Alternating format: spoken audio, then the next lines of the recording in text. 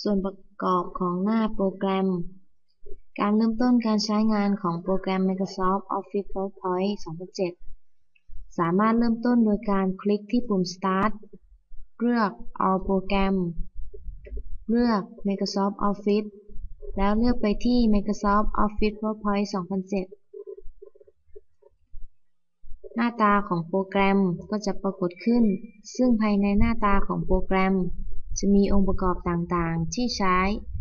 เป็นตัวช่วยในการสร้างงานของเรามารู้จักปุ่มแรกกันนะคะ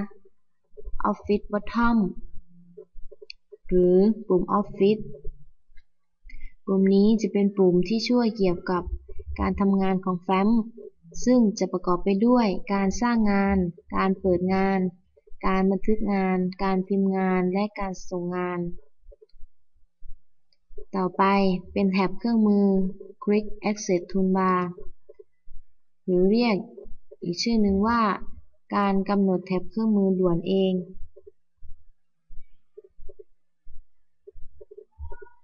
แท็บเครื่องมือนี้เป็นแท็บเครื่องมือที่ให้คุณผู้ใช้สามารถเรียกใช้งานได้อย่างรวดเร็ว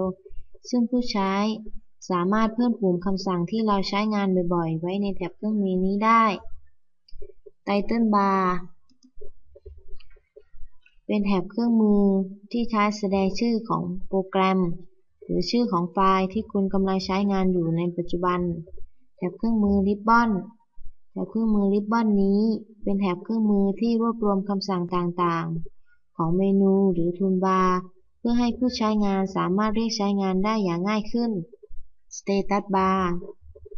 Status Bar นี้เป็นแท็บเครื่องมือที่ใช้แสดงสถานะของหน้าจอในปัจจุบัน View Bar เป็นแท็บเครื่องมือที่แสดงมุมมองของเอกสารในแมปต่างๆทั้งหมดที่กล่าวมานี้ก็คือส่วนประกอบของหน้าโปรแกรม